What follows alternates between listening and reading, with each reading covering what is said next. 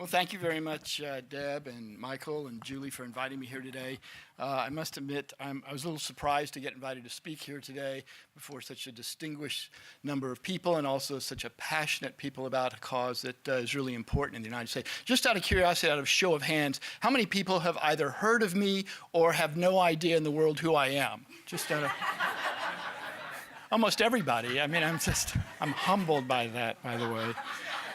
Well, I've been asked to come here today to talk not about National Lemonade Day, actually, but about economic development and how can we make our communities sustainable, not just for this generation here, but also for the next generation as well. So I'm going to talk, and I'm going to talk very fast because I have 10 minutes and a 220-pound guy in front of me. But I'm going to talk about economic development. There's this theory in economic development. It's called the Stool theory of economic development. By the way, this is not medical terminology that I'm using right now, but essentially, the Stool theory of economic development states that there are three legs that support economic development. If any of those legs don't work, if you don't pay attention to those legs, then your economic development strategies are not going to work, your community is not going to be sustainable. And just to go do this real quickly, the first leg of the stool is community development. And community development are the reasons why people live in a community. You live in a community because of good schools, good roads, good parks, good neighborhoods, good quality of life. All of that is community development. The second leg of the stool is about business retention and expansion. And this is considered to be when cities will send out letters to businesses and say, I'm here from the government, I'm here to help you. This is often considered to be, by the way, the Rodney Dangerfield of economic development. It never gets any respect. You know why it doesn't get any respect? Because everybody wants to do the third leg of the stool. Everybody wants to do business attraction. That's the sexy part of economic development. It's the part where you get to cut a ribbon. It's the part where you get to shovel dirt from one side of the road to the other. It's the part where you get your picture in the paper and you talk about the number of jobs that you're going to create in the next 3 and 4 and 5 years down the road. If communities had their way, they would always choose business attraction. It's like Halloween candy. Remember when you were a kid and you first discovered that Halloween existed? You got to put on a costume, you got to go in your neighborhood, you knock on doors, you yell trick or treat. They gave you candy. It doesn't happen any other time of the year. Trust me, I've tried it. It doesn't work at all. And the only thing that you can think of prior to Halloween is just one thing, and that one thing, get candy. That's all that interests you at all. Mars bars and Nestle's Crunch and Butterfingers. Get candy, get candy, get candy. Well, it's the same way in economic development. If you tell a community that it's going to get economic development, there's only one thing that goes through their mind. And that one thing, get a company. That's all they care about. Amazon, Boeing, Microsoft. Why don't they move into our community? I mean, we have a great quality of life. Get a business, get a business, get a business. That's all they care about. But keep this in mind. There are only each year about 150 to 200 companies that decide to relocate from one area to the other. And there are about 15 to 20,000 different communities that would like to have that company relocate into their area. So, I'm not saying you shouldn't do business attraction, but just recognize the resources it's going to take and the time and energy it's going to take as well. So what I would like to do is I would like to propose a new stool theory for economic development. And this is a stool theory that's going to start with the first leg of the stool is going to be asset development. And when I talk about assets, there are two types of assets that we need to pay attention to. And the first asset is the human asset. When talking about the asset, not having an acceptable workforce is an absolute deal breaker no matter how good everything else is in your community. So how do we begin this? Well, once again, as we've heard already, take a good look at the kids that are coming out of school right now because they are going to be the backbone of your community for the next 50 years. If they're hardworking, if they get good grades, if they've learned a skill, if they've had a mentor, if they participated in an intern program, if they've competed in a business plan competition, then your community is going to be sustainable. On the other hand, if you have kids with a high dropout rate, with low test scores, never learned a skill, never had a mentor, never had an intern, been part of an intern program, don't even know how to spell entrepreneur, your community is not going to be sustainable. Businesses are not going to pass down their business to anybody who they believe is going to make it fail. They will either relocate their business or they will close their business down. So think about it. These kids could be the backbone of your community for the next 50 years. So take a good look at the schools. So how do we deal with these kids who I consider to be kids at risk? Michael talked about kids at risk last night. Many people who consider these kids to be throwaway kids. How do you deal with these kids? Well, most communities deal with them by having good workforce development programs. And workforce development programs are a statewide system of education and training that makes employees productive and employers sustainable.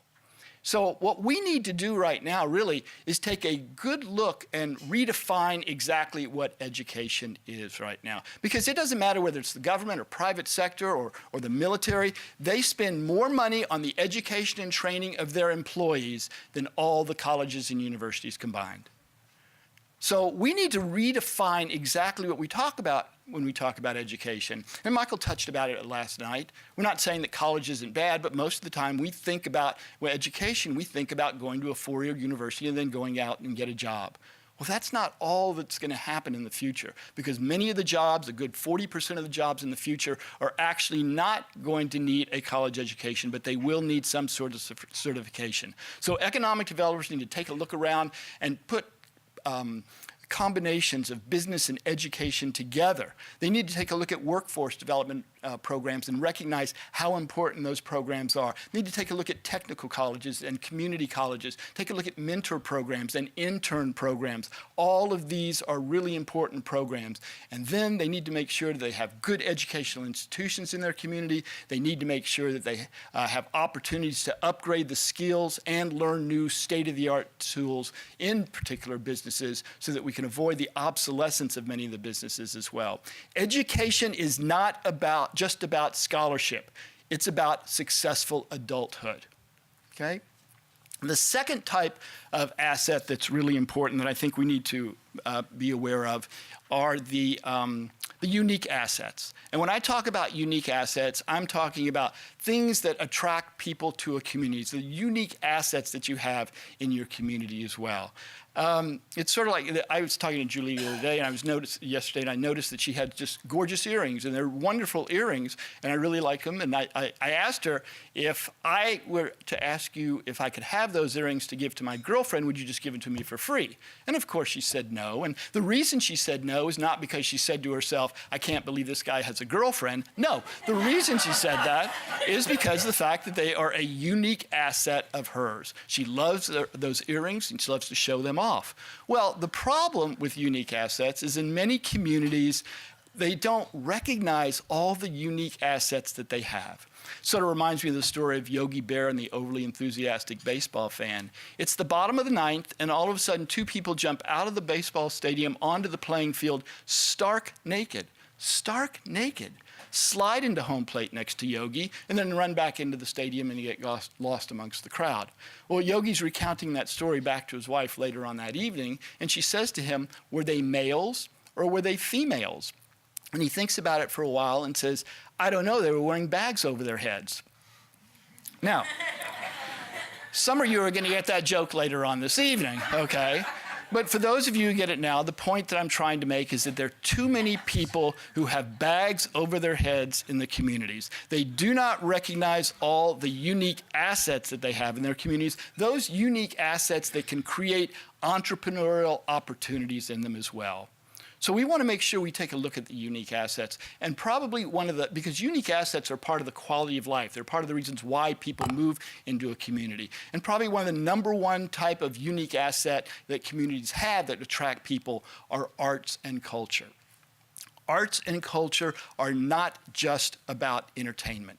It's about revenue. It's about jobs. It's a $135 billion industry. It creates 5 million jobs in the United States. In addition to that, it generates additional revenue that can go back in and continue to invest in other parts of physical type of infrastructure as well. You know, a good painting, a great play, a sweeping symphony, a jazz concert, a dance performance, a historical museum, a culture, an events that celebrate a community and celebrate the culture of that particular community. These are the things that broaden our minds. These are the things that enrich our imagination. These are the things that heighten our senses, and these are the things that create entrepreneurs. We're talking about quality of life issues right here. You know, it used to be in economic development that people would go ahead and go to where the jobs are, but that's not happening anymore. Now the jobs are going to where the people are. And as a result, we must identify the unique assets that we have in our community. Adding more foot-tapping, smile-inducing moments to our lives is good, sound public policy. Okay? The second leg of the stool is is innovation and entrepreneurship. And Jim touched on it a little bit, and I don't want to go real deep into it, other than to say that this is where we begin to educate and train the next generation of leaders, the next generation of entrepreneurs as well. You know, Jim and I always talk about the idea of putting innovation and entrepreneurship together because, as he said, innovation has absolutely no value at all unless it is pursued by entrepreneurs. You know, Henry Ford did not invent the automobile. What he did was make a way to make it affordable to the middle class so that they could purchase them. The internet did not change the way the world worked. The commercialization of the internet did. Innovation creates no sales at all. That's what Jim says. Great book he's got, The Jobs War, in case you want to take a look at it. It's a wonderful book, and the chapter on innovation and entrepreneurship is wonderful. So how do we deal with this? How do we sort of continue to put innovation and entrepreneurship together? Well, I've got this progression of life that I think that we should have as it comes to entrepreneurship. And the first begins, once again, starting with kids at a very early age.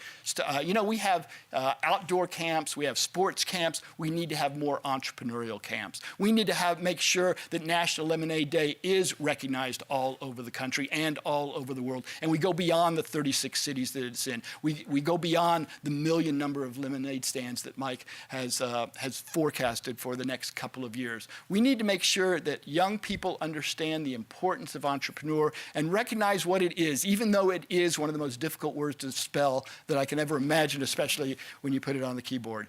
You've got to make sure that at a very early age, people understand entrepreneurship. And then they enter junior high school. And when they enter junior high school, we want to make sure that they have mentors that will participate in ideation programs to teach kids how to come up with ideas. You know, as you go further along in school, we begin to lose that innovative. We begin to lose the creative nature that we have in ourselves.